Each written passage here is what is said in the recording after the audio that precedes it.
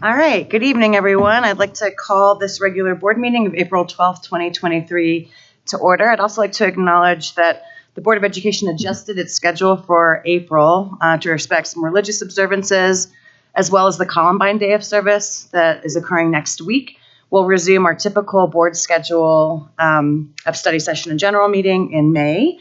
And thank you to our live simultaneous Spanish interpreters for joining us tonight. It is nighttime now, yep. And you can find our live stream through the district website. If you all would please rise and join me for the Pledge of Allegiance. I pledge allegiance to the flag of the United States of America and to the republic for which it stands, one nation, under God, indivisible, with liberty and justice for all. Thank you. Is there a motion to approve tonight's meeting agenda? I move to accept tonight's agenda as presented. Is there a second? Second. Any comments or discussion? Hearing none, it has been moved and seconded to approve the agenda for the board meeting of April 12th, 2023 is presented. Roll call, please, Ms. Zapata. Ms. Miller? Yes. Ms. Parker? Yes. Ms. Reed? Yes. Ms. Foley? Yes. Yes. All right. All that work is done. The agenda is approved. All right, moving on to our honors, recognitions, and proclamations, which is one of the wonderful privileges that we have as board members to highlight students, staff, community members, and schools for their achievements and contributions to our community. Additionally, the board publicly recognizes special events and significant issues by issuing proclamations. In the month of April, we're commemorating the following: Columbine Day of Service, World Autism Day, National School Librarian Day, National School Athlete Day, Public School Volunteer Week, Child Abuse Prevention Month, and Day Without Hate. We encourage you to read all of the proclamations, which can be found as part of the consent agenda in board docs. And now we move into honors and recognition for our students, staff, and community members. And I get the wonderful privilege of starting us off for Jeffco Thrives. All right, so for the first celebration of this evening, the Board of Education is pleased to celebrate Wheat Ridge High School, go Farmers, for their model, just 1 second, for their model gifted and talented program with the Jeffco Thrives recognition. Could Principal Jeff Fujita and Gifted and Talented Center facilitators Elliot Holm and Julie Bolding please make your way to the front of the room now?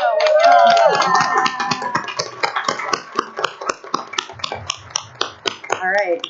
Tonight we are recognizing Wheat Ridge High School for its standout Gifted and Talented Center, which serves 140 students and is modeled on George Bett's autonomous learner model. In the words of George Betts, autonomous learners are defined by, or the definition is, students who solve problems or develop new ideas through a combination of divergent and convergent thinking and function with minimal external guidance in selected areas of endeavor. This program's success largely stems from the center's focus on supporting and uplifting the whole child, encompassing the unique intellectual, academic, social, and emotional needs of gifted learners. As part of their monitoring visit, the Colorado Department of Education recently highlighted the Wheat Ridge High School's Gifted and Talented Center as a statewide exemplar. This center, the first of its kind in Colorado for high school students, has been successfully supporting students since it originally launched in 2008. Please join us in recognizing the dedicated efforts of the staff and educators at Wheat Ridge High School for providing the educational experience students need and deserve today. You are giving Jeffco students access to acceleration and enrichment opportunities that are helping our students gain the skills and a continuous learning mindset they need to succeed in life after graduation down on the farm.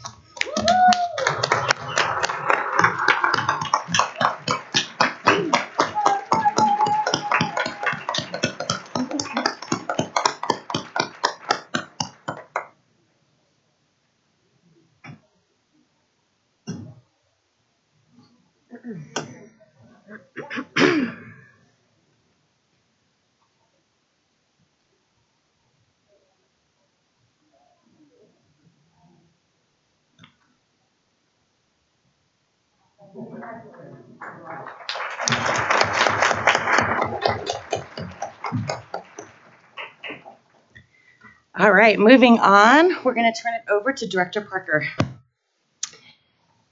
For the next celebration of the evening, the Board of Education is pleased to celebrate the grand opening of the Jeffco Transition Services Program Rise Up Cafe, located at our District Ed Center for Our Learners, Our Future.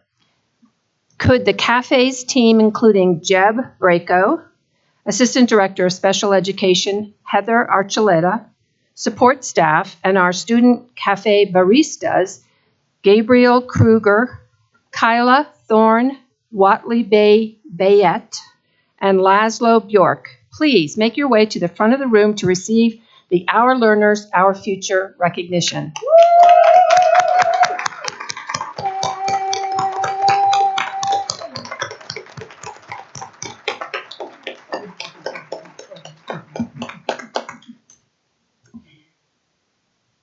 Jeffco Transition Services are available to young adults who have completed their high school education, yet demonstrate a continued need for instruction and support in the areas of career exploration, employment, educational training, and adult independent living.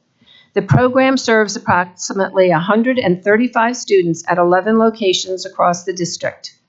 On March 1st, the Rise Up Cafe, Jeffco Transition Services' newest learning opportunity run by Jeffco Transition students, opened for business here at the Ed Center. Through the running of the coffee shop, students are receiving real-life, on-the-job work training in the areas of communication, restaurant operations, customer service, and money handling. This program is all about real-world experiences for our students and getting that next step. It's about supporting our young adults with unique needs to get them ready for adult life.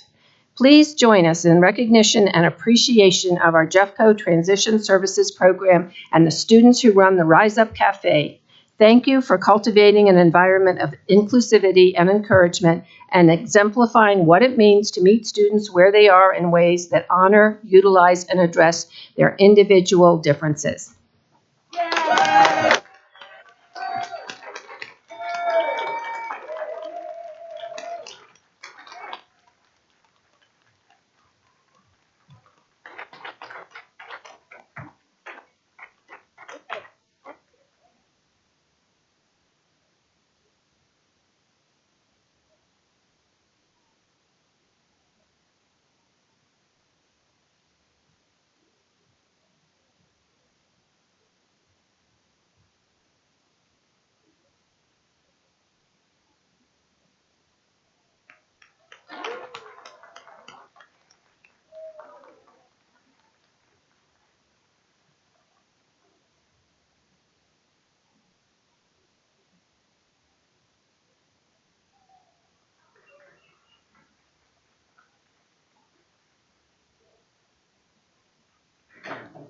All right, for our next recognition, I'll turn it over to Director Reed.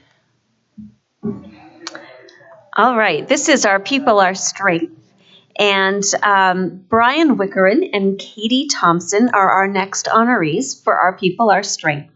Brian and Katie oversee the district's adapted physical education and athletics programs. Brian and Katie, please make your way to the front of the room to receive the Our People, Our Strength recognition.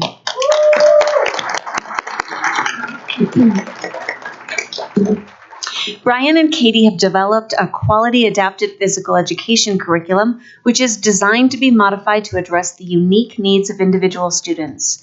Their program ensures students have access to participate in physical education regardless of physical, cognitive, or emotional disabilities. Brian and Katie are a valuable resource and often consult with physical education teachers across the district on how to properly adapt and implement modified instruction to support student needs in the least restrictive environment. In addition to running the district adapted physical education program, Brian and Katie spearheaded the Adapted Athletics program, which provides Jeffco students experiencing motor challenges the opportunity to enjoy the benefits of quality middle and high school sports. During the school year, middle and high school students are offered the opportunity to participate in a variety of adapted athletic programs, including cross country, soccer, flag football, bowling, volleyball, basketball, floor hockey, softball, and track and field events. Please join us in celebrating Brian and Katie for acting with integrity to make an impact and focus on solutions and partnerships to achieve successful outcomes. We are incredibly proud of the work they are doing to engage with colleagues across the district to continuously improve their impact on their students.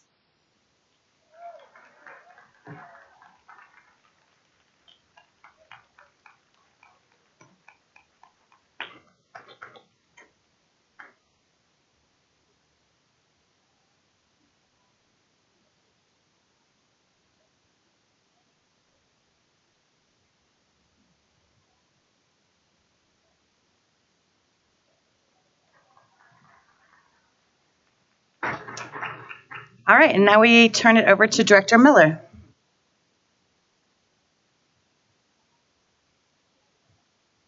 Sorry, my apologies. Our people, our strength. Kelly I'm always messing it up. Spenziger is our next honoree for our people, our strength recognition. Kelly is a social studies teacher at Bear Creek High School, specializing in the area of United States government, advanced placement government, and politics and National History Day. Kelly, could you please make your way? Thank you.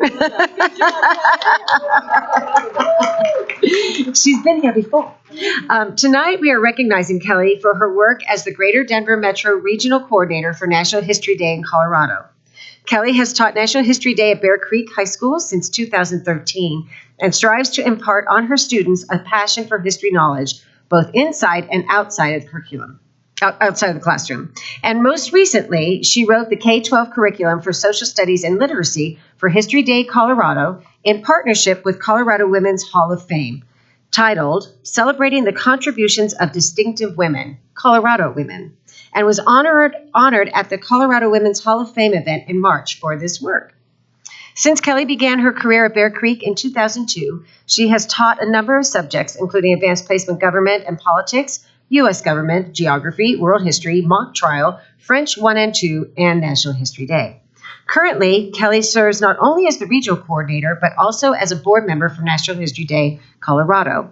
National History Day in Colorado, a combined social studies and literacy program that equips students with the skills necessary to succeed in college and the real world, reaches over 25,000 students across the state each year. We do need volunteers, by the way, for judging, so if anybody's interested, let Kelly know.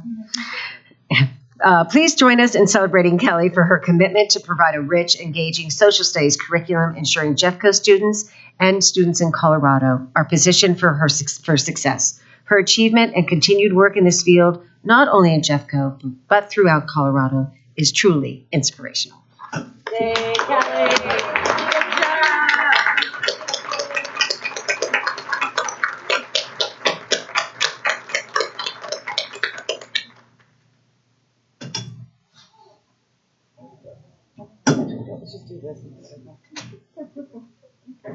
I know, that's true.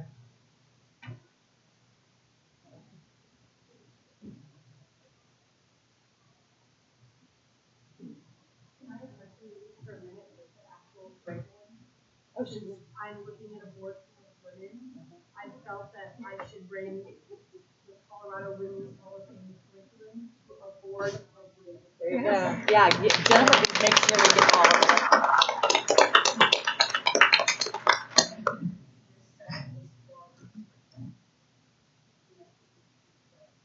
Thank you so much for bringing that. Thank you. That's right. Congratulations. Good work. All right, and for our, I believe, final award of the evening, over to Dr. Rhoda. Good evening. So this is our Communities Our Legacy Award to Wish for Wheels Partnership and Iber Elementary. For the final celebration of the evening, the Board of Education is pleased to acknowledge the contributions provided to students through the partnership of the Wish for Wheels organization and Iber Elementary. Wish for Wheels founder Brad Appel, Principal Stacy Bedell, I hope I said those correct, and Family Engagement Liaison Maria Becken. Please join us in the front of the room to receive the Our Communities, Our Legacy recognition.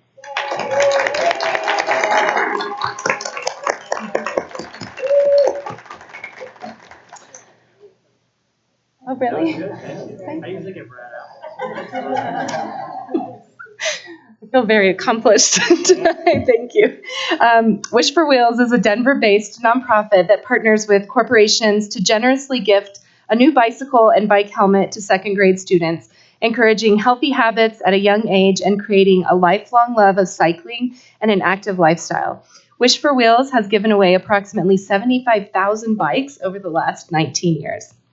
On February 23rd, Iber Elementary and Wish for Wheels partnered to provide new bicycles and helmets to 47 second grade students. Research shows that when it comes to children's physical, cognitive, emotional, and societal health, exercise, specifically cycling, is particularly impactful in a young person's life. Cycling helps improve gross motor skills by working on coordination, endurance, and strengthening, and helps with full body sensory awareness along with visual stimulation. For many children, having a new bike of their own is a means of transportation, not only from point A to point B, but a vehicle to transport their lives from sedentary to active, from isolation to community, and on to freedom and endless possibility. Please join us in celebrating the Wish for Wheels and Iber Elementary staff members for their commitment to ensuring Jeffco students have access to resources and community partners that support their health, safety, and stability.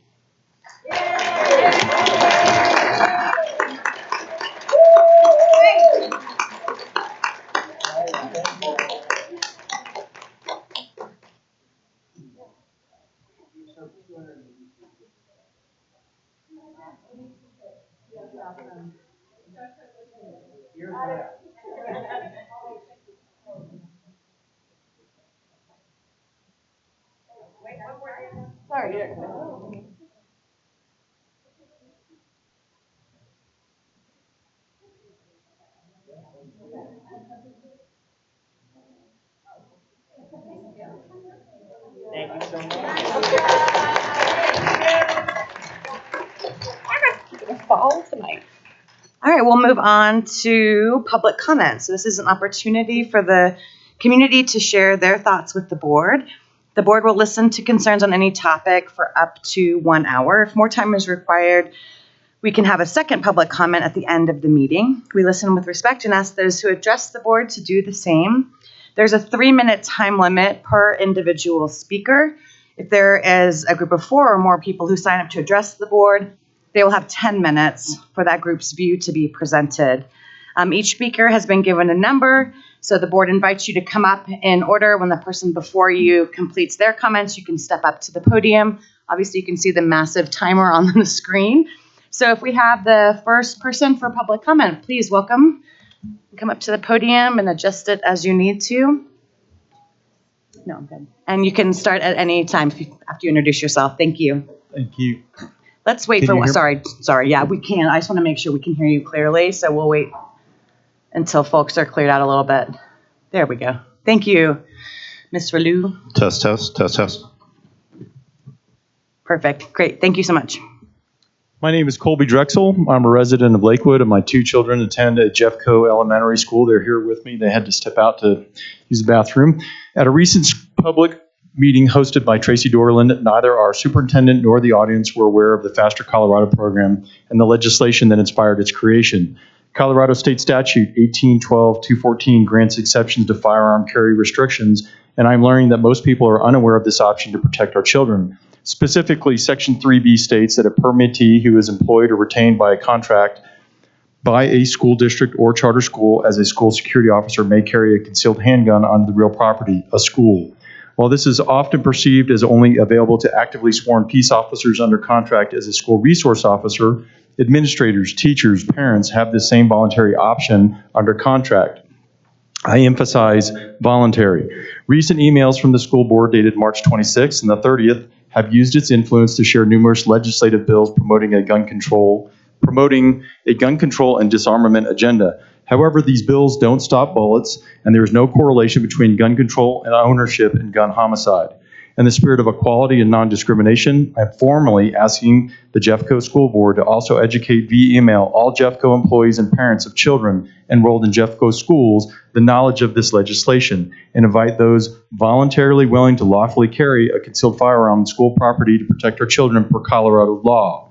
On March 30th, I formally solicited the Jeffco School Board in an email, and specifically to President Stephanie Schooley, a request to introduce the knowledge of this legislation as well as the preferred program for training. I was disappointed that the board did not reply to my invitation, hence my public appearance today. I would have preferred more discretion with this topic.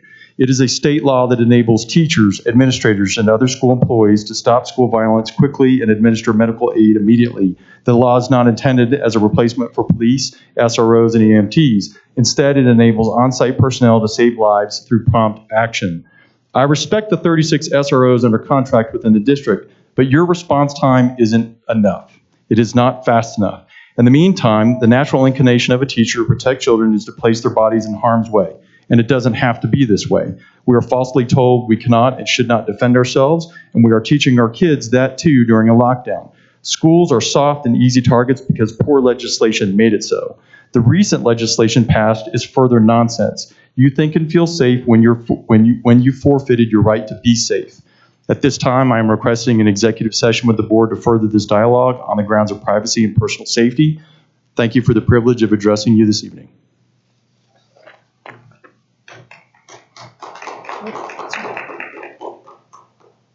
Thank you.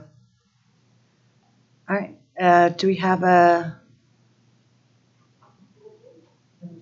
Yeah. Yes. Welcome. Yes. Hello. It's a great privilege to meet with you tonight. I am a Jeffco resident for 27 years. I currently live in Littleton, Colorado.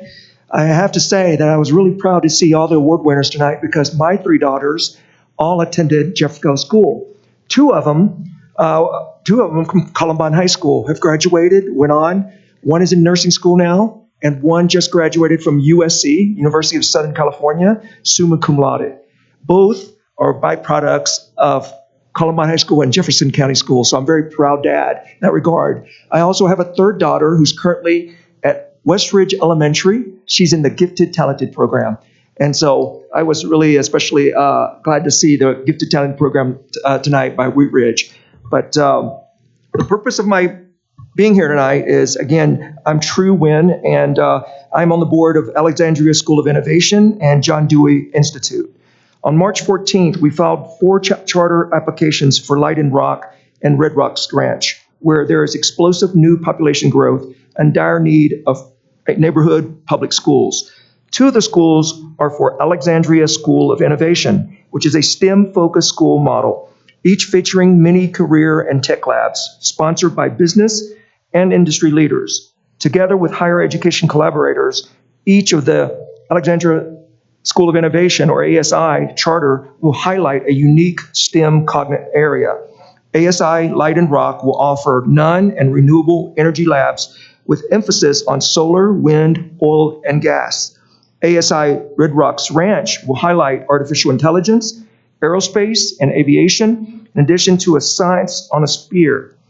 Our goal is that this will become a popular field trip destination for all Jeffco students.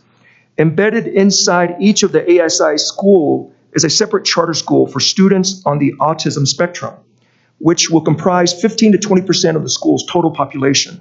John Dewey Institute, or JDI, is the first charter school in Colorado history created for students with special needs. Or 100% of the JDI school population will be students with ASD or educated in the least restrictive environment. JDI has contracted with ASI, who is generously providing free facility rent and usage of the labs. JDI's only expense in the budget is staffing. In addition, ASI is providing supplemental extra finance above and all beyond the JDI PPR in order for JDI to sustain itself. Financially, JDI cannot survive without ASI because of the very expensive cost of hiring highly qualified staff, including occupational therapists, physical therapists, speech-language pathologists, psychologists, and other professionals necessary for students with ASD. in compliance with the meeting of 1 to 12 teacher-to-student ratio required by our students. JDI students are entitled to all the very best and most innovative research labs, career and tech classes, and engineering programs. Thank you very much for your time. I appreciate it very much. Thank you so And much. it's very nice to meet you. Have a good Thank you. evening. Thank you. Welcome. Hi. So my name is Judy Brandberg, and I live in Littleton, and I'm here also. I'm the board secretary for ASI and JDI, and I'm also the co-founder of the STEM School in Highlands Ranch. So in May and June 2016, we executed a CORA request from Jeffco Public Schools, which showed that Dougco and Jeffco criminally colluded and conspired to thwart the creation of our schools starting in 2014 and slandered and lied about our excellent charter school history. Then, on November 8th, 2017, Douglas County disseminated a one-way forgery of our mutual two-way confidential separation agreement in order to bribe the Colorado Civil Rights Division investigation and to thwart the creation of our schools, employment, property, land, and building ownership in 2014, 17, 18, and 19. The two-way mutual agreement stated any dissemination of any draft would be a violation of this agreement. Forgery is a serious felony criminal offense, not civil, with a penalty of jail time. Altering and falsifying records is obstruction of justice, which is a federal offense.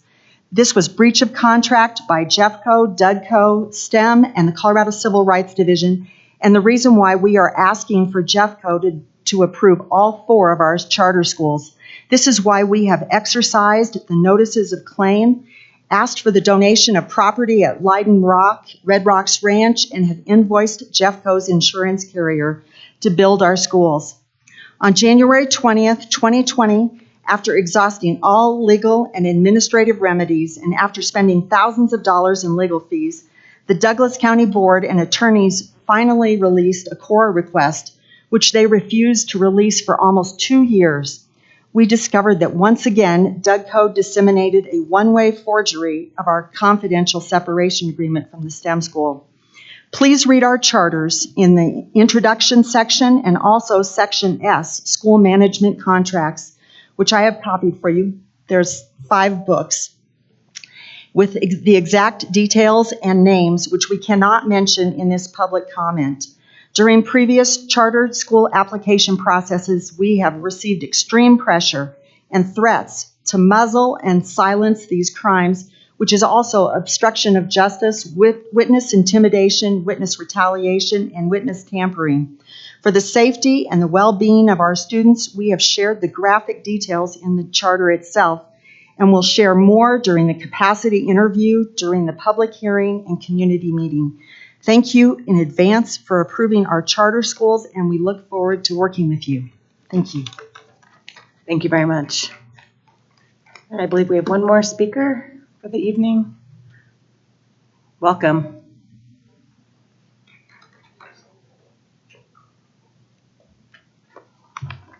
Good evening, and thank you for your time. My name is Trevor Byrne, and I'm the president of Jefferson County Transportation Association, which represents the bus assistants and drivers in our school district. And we are also a part of JESPA. I'm honored to have the opportunity to represent our members and our employees, but first and foremost, I am a bus driver, and I love my job. I really do. I really enjoy having a positive impact on our students every day. My bus assistant and I are the first adults that many of our students see, and we are able to really get to know the students. We know what can upset a specific child or how to calm them down. When you spend an hour with a student day after day, you get to understand them. You share jokes. You understand looks. You know their families, and you build relationships. The value we provide is unmatched, and we take a lot of pride in our work. All of our drivers and assistants are rigorously trained, and we are also trained in CPI, CPR, and individual seizure training. And some of our drivers and assistants take additional training above and beyond the required certificates, which includes suicide prevention. What brings me here tonight is the looming issue of increased outsourcing. Companies such as Hop, Skip, Drive, Everdriven, and NoahCare are being used to transport our students due to the perceived staffing crisis, a crisis created by low wages, subpar benefits, and a lack of proper hiring practices such as advertising jobs at the incorrect pay rates, only hiring drivers and assistants and substitutes to maneuver around proration pay. These problems that we can fix. We understand filling a smaller temporary need, but what we don't want is for this temporary Band-Aid to become a permanent fix. Drivers and assistants are concerned about their jobs, but our concerns about outsourcing revolve first and foremost around our students' safety. These companies employ subcontractors much like Uber. Jeffco drivers are trained on do not leave unattended and hand-to-hand policy. I personally just witnessed a car service letting an autistic student out of their vehicle without escorting him or handing them off to a paraeducator. I've had to rescue many students that were not picked up by these companies, leaving them sometimes for an hour or more until one of our drivers can come pick them up. It's been reported that these drivers don't have radios, and as you know, we don't get the best reception in the foothills and canyons where some of these students are being transported. There have been reported issues with communication and parents of these companies, and what if there was an emergency? There's no way to contact them. To conclude, in 2022, Jeffco spent $4.5 million on outsourcing to the three big companies. This is over 40% of the total cost the district spends on the drivers' wages in Jeffco. This money should be put back into transportation to hire and retain more drivers. We need a real comprehensive staffing plan supported by the district HR. We can't blame outsourcing on a manufactured crisis while we do the bare minimum to solve it. Help us put drivers in buses and assistance with our students so together we can show the community that Jeffco can thrive. Thank you guys for your time. I appreciate it. Thank you very much. Thank you. All right, and we can make sure board members get a copy of that and the materials left by other speakers. So thank you. All right, is there anyone else that signed up for public comment? We all good to go? I think we're good to go. All right. So we'll move into the next section of the agenda, which is a discussion on the capital improvement program project review. As a reminder to the board and our listening public, capital improvement program project updates were provided to be reviewed prior to tonight's meeting via the publicly posted memo and board docs. Staff are present to answer any remaining questions the board may have prior to the vote. This agenda item will be introduced by Mr. Supis, Interim Chief Operating Officer. So welcome up to the table. Oh, and Mr. Tim Reed. Mr. Tim Reed. Welcome to you both. And I will turn it over to you, Superintendent Doran, if there's anything that you'd like to add before we open it up. I just want to thank Mr. Supis and Mr. Reed and several other folks from our team to put this comprehensive memo together. Prior to you contemplating the items on your consent agenda tonight, we've had many conversations about investments in the receiving schools from the CIP, and then also obviously the ongoing work of the CIP related to the original scope from the 2018 bond.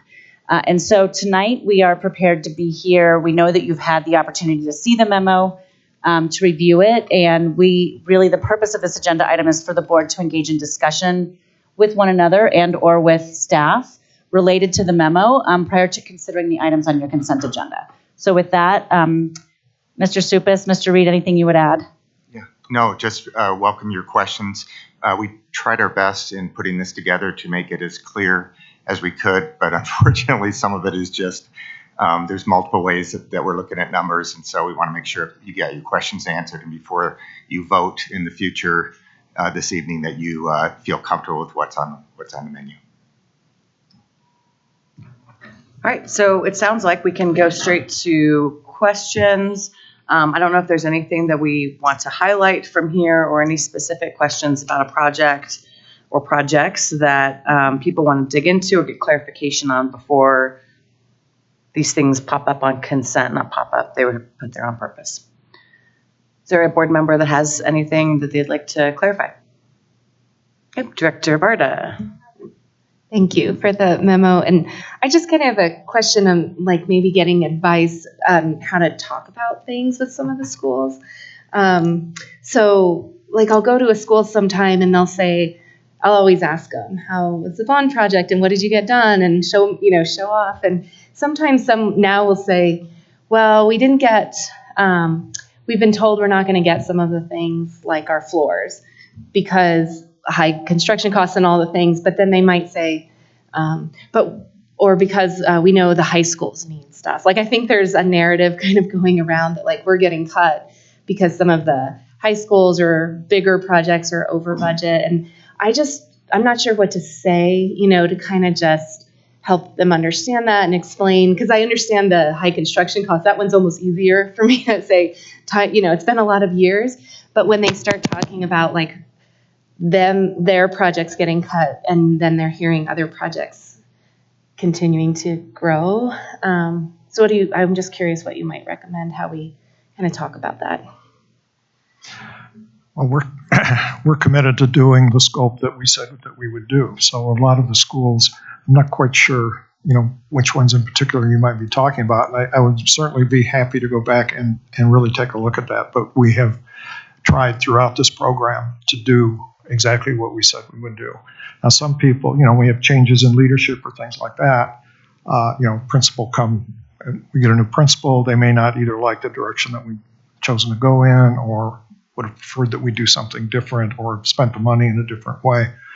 But we pretty much outlined what we were going to do, right at the beginning of the program. And we've really tried very, very hard to stick to it. And I know that, we have had issues with the high schools. They're bigger buildings. It's a little bit easier for them to maybe go over budget than one of the smaller ones. But we take every facility very seriously and really are doing everything we can to meet the committed scope.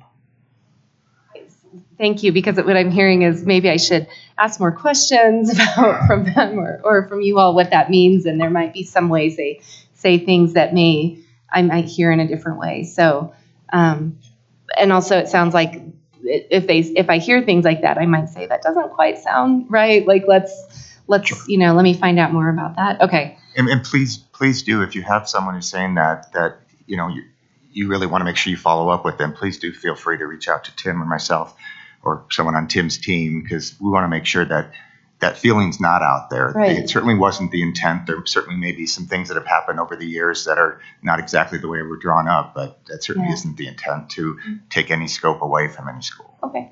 And I always ask, and I always hear really positive and remarks about what they've gotten and how they have improved. And so it's normally, I like asking the question because it's quite positive. So I was struggling with that a little bit because it was a little newer for me. So, all right, thanks. Other board members, Director Parker?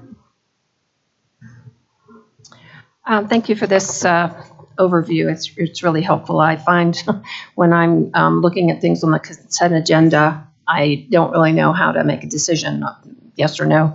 But my question is a little bit outside of the scope of this.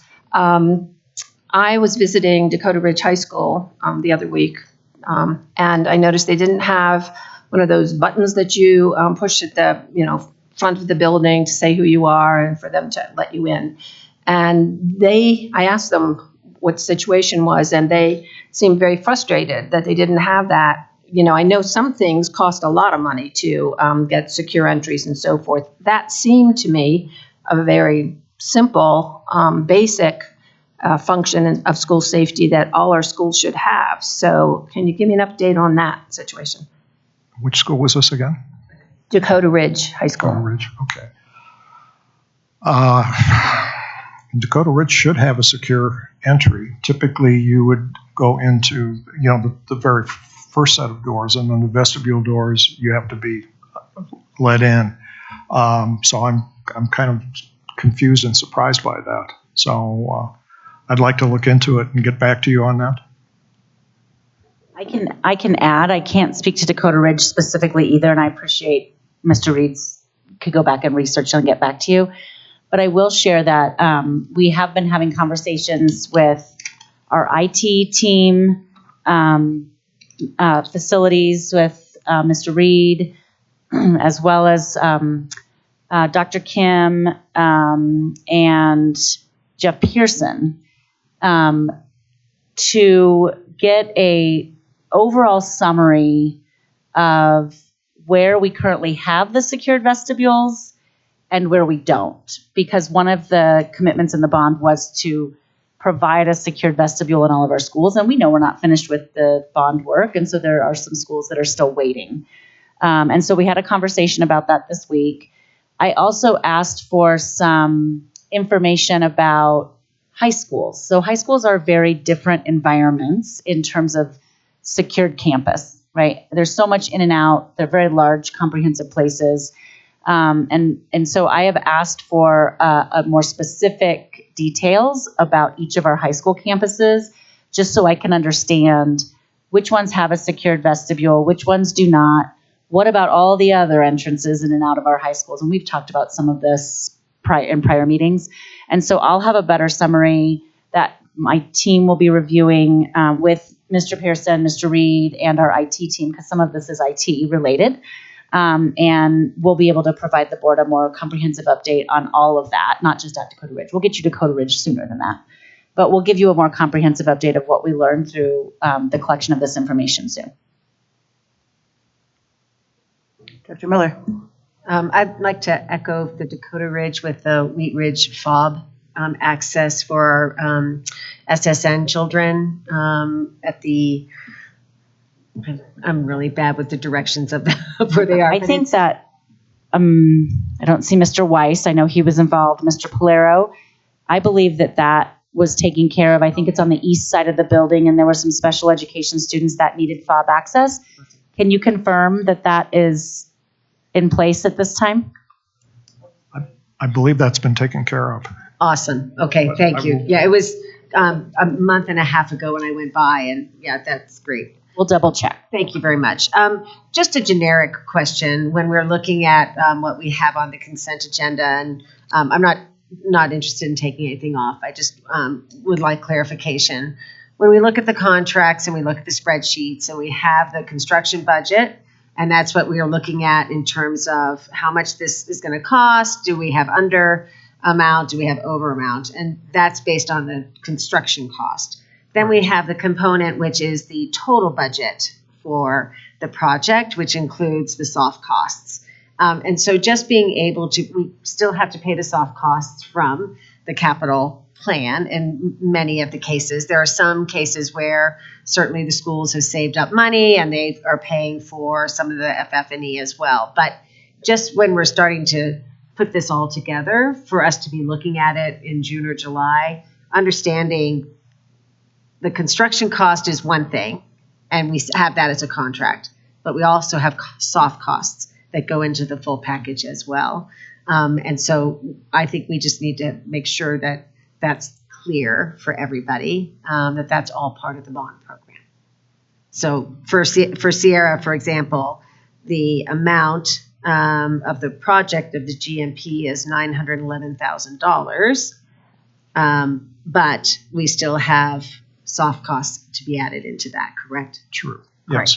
So to the tune of another $700,000 approximately, give or take. A portion of that obviously is the what we call the efficiency and future ready, or the renovation portion of it, and then the balance was the ROFS piece, the pre-K playground and improvements to the building to support the pre-K program that's moving in there. Right, and I understand that. I'm just wanting people to understand that there's only one bucket of money really for some of these projects, and that the soft costs are to be included in that bond draw, shall we say, or draw of the bond proceeds. That's correct. Okay, thank you. Other questions? I want to just ask a follow-up on that. I do believe that the soft costs are contemplated in some of the overall numbers that we've shown you tonight. They're not not presented, they're just not called out specifically. Is that accurate? Yes, the delivery method that we've taken for most of the ROFS project is the construction manager, general contractor approach. And they carry a fairly large contingency because they're giving us a guaranteed maximum price. So we take the contingency that we would normally be carrying out of our soft cost and move that into the contingency that the contractor, the CMGC, is carrying. Right, and I understand that. I'm just saying, when you look at the spreadsheets generically, going back in time from the time that Tim started presenting them, there's the construction contract that we're approving, right? And then there's the component of soft costs as well. So that's a part of the whole project. Yeah, and the soft costs include not just contingent, well, I actually would consider project contingency a separate category, and Right. soft costs like architectural services, maybe FF&E, FF&E, Yeah. permitting. permitting. Right, exactly. are Those things separate. that are extra, they're not extra, they're necessary, but they're not necessarily part of the full contract that we're approving. Yeah, that's correct. 'Cause Right. we budgeted for them at the program level Right, overall, and then as we're doing projects may receive an allocation, if you will, of those Right. costs based upon their need, right? So we do some cases. Are we doing environmental at a district-wide as well? We have a separate accounting for hazardous material. right. So for example, we might have put $5 million out there, and the next 10 projects may have had 0, but the Right. 11th project may have had a big need for remediation. We didn't know that at the Right. time, but then we would allocate those funds to that project to get that done. Right, I'm just saying, if people are looking at these spreadsheets, the total cost is the contracted amount plus your soft cost, so that people understand that what we're approving as the contract is X, and there's this other component as well. Right. That's all, when you're reading these spreadsheets that were up on the. Yeah. Is that right? It is, I'm not sure if that's the way I would put it. Okay. I would say that in order to run a large bond program, there's a certain number, construction program. Right, There's a certain number of shared costs that you plan for, and you may need more in some areas or less in other areas. But they aren't the particular project is not necessarily generating need for additional cash for the program. It's saying, Right. I have a program manager, a project manager Right. on my, and we pay for that project manager out of our shared costs, and he or she's also working on 5 other projects. exactly. And I agree with you, I get that. I'm Okay. just saying, if people are looking Sure. at it, understanding what the all-in cost is. Absolutely. The whole whole thing. program, right, is Right. more than the sum of all the individual contracts. Exactly, that's my whole point. And so that's And when people are looking at it, they just need to understand that. Yeah, and I think I hear a request, and so I just want to check in with the board and maybe summarize what I hear you asking for, Director Miller, which is, as we're doing this reconciliation process and coming back to you, which looks like the July-August timeline, that you would like to at least see that documented in what you're looking at so that it increases the awareness and transparency for the board and for our public. And I think that's the request I'm hearing. Is that accurate? Yeah, because the contract is one thing, but the all-in cost is, it's a whole project. Yes. So being able to understand that, it didn't just cost you $2 million, it really was 2.3. Well, what did we get for that? Well, we got these other items. So just people understanding the contract is just not the only component of a project. That's all. That's correct. Does that sound appropriate for the rest of the board members as we work on what we're going to be sharing with you guys later? Sure. I mean, I think and maybe it's just a piece of the broader conversation that we've had about what is the all-in, what is the sort of bigger picture around the CIP, so that we can understand how these individual decisions fit in to the whole. And because, as I think Director Parker was saying, it is hard because it's pieced out, necessarily because of the contracts. But I think I don't know that it's a separate request, but I think that it's the same request, like part of the same request, that these are pieces and parts of a whole thing, a whole construction program that we need to understand where things have come and gone from. Yeah. And that's the way we track things. I mean, all of our files are set up so that we track each of the individual's expenses, whether it's consultant expense, surveys, soil borings, contingency, tap fees. All of these things are what builds the actual project, and that's how we track it. Yeah, I think that continues to be an interest of the board as well. Yeah. I do have a question, since you mentioned the sort of reconciliation, which would be helpful for future decision making. Just wanted to get an update. So the 2 of the sort of priority projects that we have discussed most recently, which specifically Fletcher and Miller, and then to a different degree, component parts of Wheat Ridge High School. There have been some others that have kind of come across. Has the timeline changed at all? Can you refresh my memory on when some of those conversations will be coming along for the board to consider? Yeah, so I'm going to sort of outline what I'm thinking about in terms of timeline. Mr. Reed, you and I have talked about this briefly. I think the reconciliation, we believe, will be done in July, and we'll probably be reviewing that with the board at one of your times that you're together in August. In the meantime, I believe that in June, we can do two things for the board related to those projects that have been expressed as an interest to the board. I think we can bring some further detail around the options we are looking at for Fletcher Miller and provide a staff recommendation to the board on which option we believe we think is best. And then get some direction from the board. If they agree with the staff's recommendation, we would then move into what I believe we call schematic design and a CMGC process on that one option and make some progress over the summer on design. And then by August or September, come back to you with an estimated cost that's probably a sharpened pencil, definitely from where we are today, and prior to like bigger contract approval. Because you would have the reconciliation done by August, September, October, when we might be making a decision on a contract for Fletcher Miller. So that's what I'm thinking about Fletcher Miller. And frankly, I think it's very similar at Wheat Ridge. We have a list and have worked with the design advisory group at Wheat Ridge to say, okay, let's talk about this. Let's walk the building. Let's talk about what some of your needs and desires are. And we are now costing those things out, I think, with Mr. Reed's team. And we can bring back to you in June some high-level, rough order of magnitude costs on that list of things.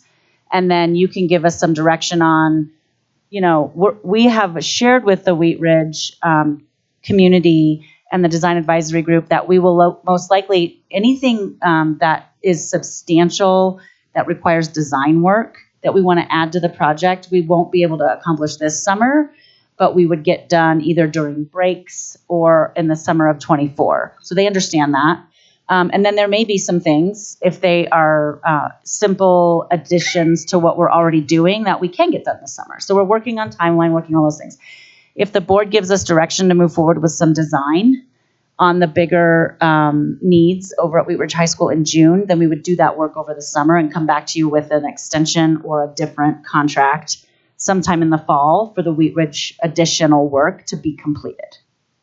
Is that helpful? Yeah, it is helpful. It's just nice to know. I don't know if there's anything you all would like to add, but I think for me, one, because we've had public conversations about them, and so it's always nice to revisit and kind of reaffirm what that is looking like timeline-wise, given that the reconciliation work is in process. And so I don't know if there's anything else you would like to add. That's helpful to me. I would just put a couple other quick things up. One is other projects that have kind of fit into that. One is the high school lights and the field lights, potentially. And again, we've done preliminary work on that. We're trying to chase down some open points and questions that we have at it and get a good view and perspective of that. Coming at some point, I think later in maybe late summer, early fall, we may have some changes relative to any ROPS phase 2 schools that are brought forward as well. So we're trying to get it. It's a small, I want to say it's 4 or 5 line item basket of projects, and then keep them moving as much as we can. And then hopefully when we get the reconciliation done, you'll have a sense as the amount of money is available that we're comfortable spending on there and can make some priority decisions as soon as we have a firmer costs. So again, we're trying to, Tracy has asked us all to, let's keep moving all the things we can keep moving, so the information is going to be there when we have the overall information on the reconciliation, so that we'll be closer to making decisions or making recommendations. Okay, great. Thank you. That's helpful. Other questions, comments around this series of items? Okay, thank you both, gentlemen. You're welcome. Much appreciated. All right, with that, we move into the consent agenda. So items 8.01 through 8.29. Yep. are presented in board docs as the proposed consent agenda. Do I have a motion regarding the approval of the consent agenda? I move to approve items 8.01 through 8.29 on the consent agenda as published on board docs. Is there a second? Second. Any further discussion or comments? All right, hearing none, it's been moved and seconded to approve the consent agenda as presented. Roll call, please, Ms. Sabata. Ms. Miller, Yes. Ms. Parker, Yes. Ms. Reed, Yes. Ms. Schooley, Yes. Dr. Harden. Yes. Great, thank you. So is it okay if we just roll? I mean, I feel like, okay, great. We're going to move into leadership reports, and so I will turn it over to Superintendent Dorland to share all the leadership stuff. Yeah, great. Thank you. I'll just share with the board some of what has been taking up a lot of my time these days. I have been spending quite a bit of time leaning into work with Mr. Bowditch, as we discussed earlier, to support conversations in advocacy of Jeffco as the School Finance Act is being discussed at the Capitol. That has been work not only with Mr. Bowditch and some legislators, but also with my superintendent colleagues. And so you heard a lot about that already. I don't need to repeat any of that, but it's been, I'm appreciative of the cabinet team and the work that they do here in the district that allows me to play that very important role in advocacy of Jeffco schools at the state level. So that's important. I have also been working and spending a lot of time with Dr. Kim and Mr. Weiss in principal finalist interviews, which I have to share is one of my favorite things to do. Talk to principals about potentially leading a school community. We always, and almost always, have more than one finalist come to us because we like to meet a lot of people. We know we might have another job down the road for somebody who isn't the finalist for that one school we're thinking about that day. And so we just have had the pleasure of meeting some really dedicated educators who are passionate about students and teachers and families and want to come and lead a building in Jeffco. And that's been great work. I just also want to shout out to our community superintendents who run that process in a collaborative way with the school committees, which is a lot of time and energy and really worth it because it is a collaborative opportunity for the district and our local school communities to meet candidates and sort of decide together who might be the best fit for that school. They also conduct learning walks with the finalists and to check in on instructional expertise and ability of a school leader to walk classrooms and provide feedback and ideas to teachers that are meaningful and will help them grow. So thanks to our community superintendents for the incredible work that they put into that process. And it really does help us talk to some amazing people at the end when we're making decisions. And then finally, I want to talk just a little bit about the art shows. Director Schooley, or President Schooley, Director or President, Schooley and I have last week spent incredible time in the elementary, middle, and high school art shows and choosing artwork for the district. Behind you, you see the fruit of our efforts from last year's show. It is absolutely amazing what our students produce for our visual art shows. And this is, in addition to the amazing performing arts things that I've also attended with many of you. And so I'm proud of what we chose last year, and I can't wait to display what we chose this year. And I'll let President Schooley say more about this. But I do want to just tell one story. I've decided that it's really fun to bring people that I love to certain things that I get to do that are really fun as superintendent. And so I brought my dad to the high school art show. It was his birthday week. And so he came along with me and just really enjoyed walking around. We kind of had like a private viewing of the high school art show. And he fell in love with one of the photographs and has purchased the photograph from a student at Ralston Valley High School to display in his home office. So I was just really happy that I got to bring him and allow him to see all the amazing work that our students do. And he just thought it was awesome. So it was a great way to spend time with my dad and a great way to celebrate our students here in Jeffco. And with that, I will close out and just say thank you for a productive meeting. And thank you, President Schooley. All right. Thank you, Superintendent Dorland. Is there anyone that would like to go next? Great, Director Miller. So I had the opportunity to get back into schools for the first time in a long, long time. And so I got to visit with Bear Creek High School, and I also got to go to the open school, which is literally right down the street from me, and I drive by it almost every day. And so I don't know why I haven't been there before, but I finally got a chance. It's a really interesting program if anyone is interested in it. It's a very student-driven, dynamic program that really affords children the ability to kind of go outside their comfort zones and visit cool places and take cool tours. And they do capstones almost the last 3 years of their high school experience. So it was amazing conversation with students as well as the administration. And then I got a chance to go to two very interesting charter schools. One is New America School, which really focuses on immigrant kiddos that are English language learners from very challenging backgrounds and are trying to get back into or at least secure a degree. And so if anybody has any interest in that type of program, you all should really call up John and ask to go visit that school because it's just a very different, awesome space for kids. It's safe and they're very intentional and great. Just a very safe community for those children.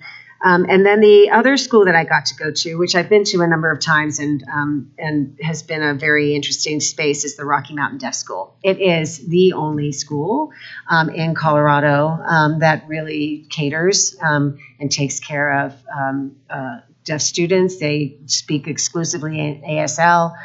They have children from all over the country that moved specifically to Colorado to go to this school. And they have, I think she said they have over 20 different school districts within Colorado that have children at that school. There's one family that drives from Greeley to that school. And they also have programs for students across the Front Range in the evening for teenagers to get together. And so I would really encourage you all to go to that school. It was just you walk through and you know that learning is going on, but it's just very quiet. And they have a lot of investment has been made with the bond programs that came from them. They have lights now outside and so that people see if there's an emergency or something. They can see it. Some of the areas where students are studying, they have vibrating floors so that people can get each other's attention. And they have a pre-K program there and for little ones as well. So that is an amazing school. That all of their teachers have to not only have ASL, but have to have masters in their area of expertise. So it's a very specialized school. So I would really encourage anybody to go to those two schools in particular. The other thing, a shout out, we do need people for History Day Colorado, April 29th. We are looking for judges. So if anybody loves history and wants to see some amazing talent from Jeffco as well as across the Front Range, the competition is on the 29th. And I'm happy to send anybody who wants it April 29th, a registration form. Or if you know somebody who loves history, that's a great program as well. So will you share that with all of us so we can then forward to our networks? Absolutely. Folks that are interested? I will send it on to Jen. And great. Thank you. Yep. All right. Thank you. Director Reed. Okay, yeah, it's nice to get back into schools because I've been doing that as well. So I've had a lot of great experiences over the last month. I went to the Green Mountain Community Connections, and one of the things I found out they did that I was talking about earlier is that two of our consolidating schools, Foothills Elementary, which is the receiving school, and Green Mountain Elementary, which is the closing school, had a skate night at Skate City, and it was very well attended, and so it's just great to see schools coming up with creative ways to get kids together and start creating new communities together. So that was really exciting. And in that same area, Dunston Middle School is doing a special transition night for fifth graders to really help them transition into middle school. And it's something that might not be a bad idea if other if other middle schools are interested in it. It's all of the feeder elementary schools are all invited, and they'll have community resources there and all kinds of great stuff. So that was exciting to hear about. You took your dad to an art show. I brought my husband to the Equity Art Show celebration. And it's hard sometimes to get him to go to things with me, but he actually was really excited about going and was as excited as I was to see the work that was done there. The kids are just phenomenal and really, really sweet to see kids standing next to their works and talking about how they had made the decisions that they did to create those particular pieces. I've been to a couple of community conversations, the Golden High School one, as well as the Conifer and Evergreen community conversations. And it's great to hear parents and not just parents, grandparents and other community members really engage in what's going on in schools and what's important to them. And so those were really productive. I was really glad to go to that. I had the opportunity to go to the first Robotics Colorado Regional Qualifying Tournament at DU, and it is just amazing. I was invited by Haley Holman from Arvada High School. Her team is the Highlanders. And so I got to watch the robots, and they move across this field to move cones and squares across a grid. But they were also talking about how this applies to the problems that we have with road workers being killed, laying cones down, and that this is ultimately about creating robots that would eventually be able to do that and replace humans so that they are safe. So I thought that was just so very interesting. I also thought it was really cool. They build kits that make small robots, and they distribute those to kids as far away as refugee camps in Jordan. And so I thought that was also just the coolest thing ever. I went to Green Mountain High School and saw their Shadows on the Mountain choir concert along with the a cappella group Face, which I'm a big fan of. So it was a really enjoyable evening, and I got to bring my daughter to that one. So we had fun. I have visited Warren Tech. And so it's always like every time you go to Warren Tech, you do something different. Like this, I've been to the Central Campus twice now and not seen the same programs twice because there's so much going on there. So I had the opportunity to talk to some of the kids that did some of the design work for Never Summer. In fact, I have one of their little designs on my computer now. And so that's a wonderful industry partnership. Miller Welding Tools donates tools, cutting edge, state-of-the-art welding tools, including a robot that I got to see, to Warren Tech in exchange for being allowed to use that facility for training. And so kids get to actually meet real welders and watch real adults in a job learning to really model that the learning is a lifelong process. And I think it's great for kids to be able to see that. And we are also really in the process of switching in our auto program from fuel injected engines to electric. As a state, we are pushing to move toward that, and we're going to need mechanics who know how to work in that arena. And it's great to see that Jefferson County is fostering that. I also got to go to McLean and Longview and take a look at some of the work that we're doing in our alternative programs. I think it's always exciting to see some of the things that it's great to be in those traditional schools, no two ways about it. But it's also really great to see all the different ways that we're working with kids. McLean working with ninth graders through adults, and Longview really, like, there was one kid there that he doesn't attend school. And they asked him, will you commit to 9 weeks here and really let us convince you? And he said, no. So they said, well, can we get you for 4.5? And he said, okay. And 4.5 weeks later, they said, well, what do you think? And he was like, I like it here. I'm staying. So, it's just great to hear those success stories. What's that? Any way you can. Exactly. Absolutely. It's been a great month. Great. Thank you. Director Barta? My dad's visiting from El Paso, and I invited him tonight, and he declined. So this wasn't the art show. He'll even watch from home, and I was like, "You can see it in person," and he said no. I don't know if he's watching from Lakewood. But anyways, okay, I also been able to do more school visits now than I have in a long time. I think we might be feeling some space. I don't know how we're all finally getting back in there. So that's been just really great and fills up your soul to be in there. I've been at a number of, maybe 3 now, different community meetings with the discussions going on around Pomona and more, which I know we'll hear more about in the coming months. But the school community and led by the principals there have really led these ideas and conversations about what we might do in a case where we need to help support a school in a better way, a couple schools. And then the district's done a really great job, and Ms. Rulu in particular, in supporting that and watching these conversations happen and see, like the last one was with all the SACs from the elementary schools, middle schools, well, the one middle school and high school, but to have the parents there and really kind of workshopping some ideas. And so I got to be there as a parent and I guess a school board member, but I really just got to sit down and think about it with the other parents. So that's been nice. And then attending some community conversations with the superintendent. I've just really enjoyed those, and I'm surprised at how well attended these have been and how engaged people are. And I appreciate your willingness to be out there and answer all these questions. Okay, just a couple more things. I've been to my FOC committees and keeping track of the great work and suggestions of our community members that help us think about the work that we're doing here as a board. I'm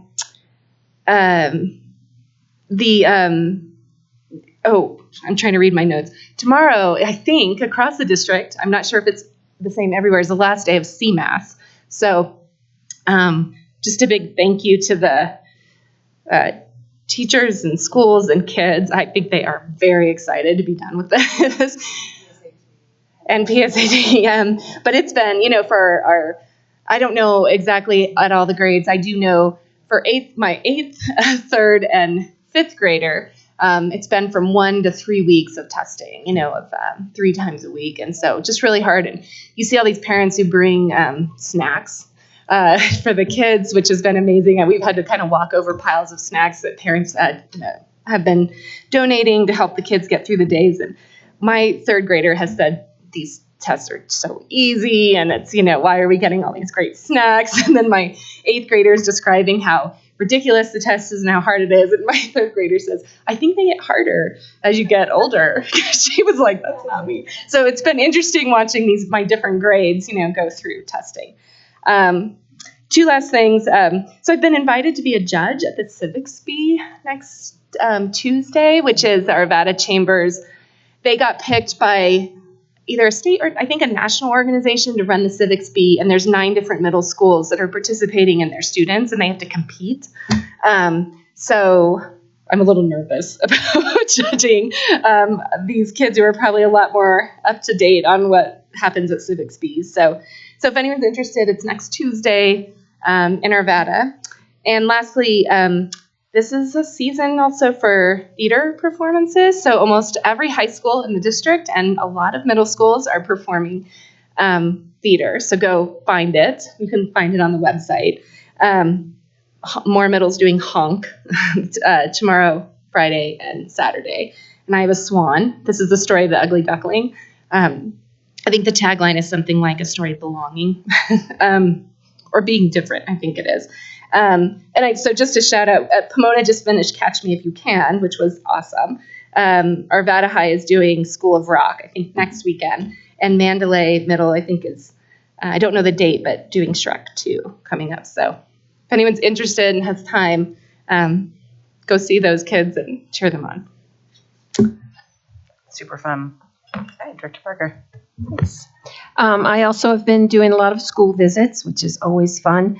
I also have attended the Performance Evaluation Committee. I've been trying to go sit in on several of the lesser known, I guess, committees, and was very impressed with the thoughtful input that they're getting as to what would be helpful not only to the person giving the evaluation, doing the evaluation, but what's really impressive to me is the people saying what would be most helpful to the person receiving the evaluation, what would encourage them and help them the most. So that was helpful. I've been going to the DAC meetings and also the CAC meeting. The last one was at Fletcher Miller, and we went in the snow, and we got to see what it's like out there with the school buses coming in with no cover over them, and how long it takes to get some of those kids off the bus and then into the school, and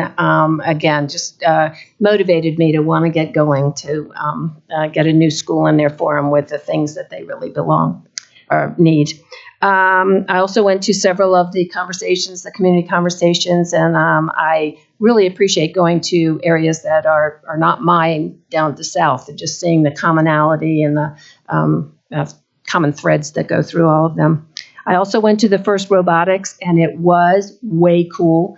And what I did learn from Haley, she was amazing, just amazing. She's so good and shows you around everywhere that I didn't realize at first that there were very few girls there. It was mostly boys, but she was the leader, no doubt about it. So I just felt like there were girls everywhere. But what I really appreciated is at the last stage of their competition, they have alliances. So they have 3 teams that will go together. And so while Haley's, the Highlanders, is very experienced and really know what they're doing, they teamed up with Dakota Ridge, which was very new. And so Dakota Ridge, when I went to visit them, they had a big banner that they won, first place, where they couldn't have done it on their own. So this collaboration that they do at the robotics was really impressive. And we saw also the Conifer and Evergreen high schools helped out East High School because of their problems they had. They couldn't get their robot, out of the school. So it was awesome. Let's see. Something that I really want to highlight here, too, is I did attend the student walkout at Chatfield High School on April 5th, I think it was. We had several schools that did it. And this is, as most people know, an important priority for me, school safety, and whatever we can do to support these kids. And I just want to give a shout out to those kids that are being leaders in this area and keeping the adults on their toes and just not letting us get a pass for not addressing the very serious problem we have in our country with school safety. So just a commitment that I will always be there on that for them. Thank you. Thanks, Director Parker. All right, to close off, I think it's awesome. I hear all the time how much it means to schools to have board members and cabinet members and other sort of leadership in schools, and being able to see all of the exceptional things that are happening for students is super important. So I appreciate all the time that you all spend doing that and being present.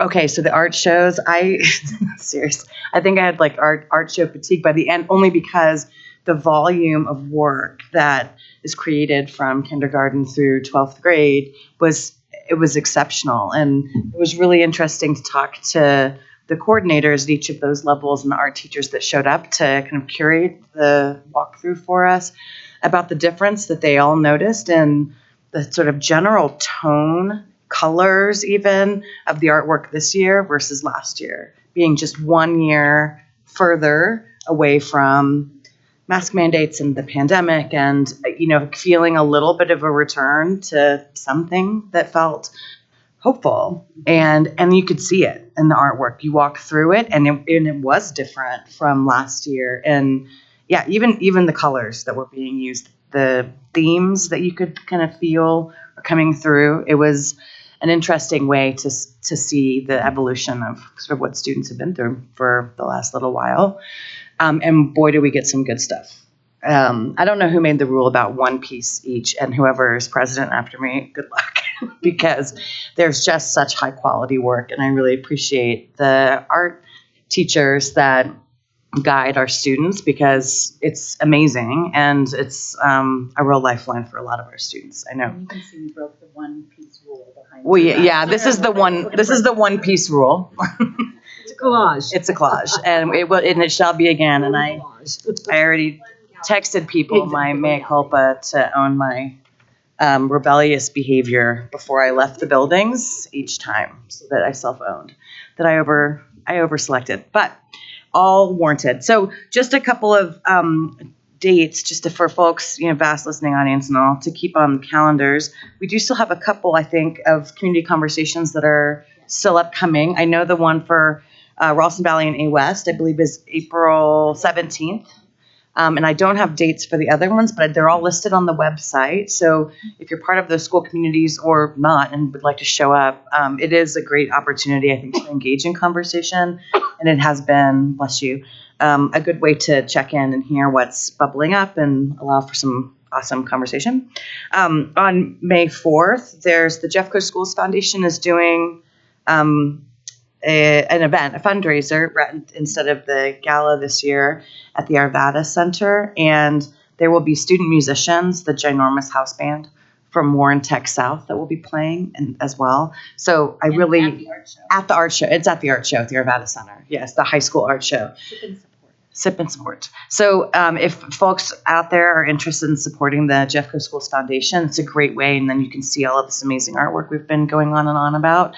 And then we also have our Pride Prom for the district, which is happening on May 5th. So the next day, that will be hosted in partnership with Apex. And so we've had a lot of community members that have been doing fundraising to support students and being able to decorate and really create an event that feels authentic and awesome and celebratory and wonderful. So groups like Wheat Ridge for Equity and others have been really awesome about showing up and supporting students. And it'll be hosted at the Apex Center in Arvada. Yeah, so I want to just get those on people's calendars because they're just really fun ways to continue to celebrate students and celebrate the work that this district does and for a number of students in a number of different ways that are all extraordinarily meaningful.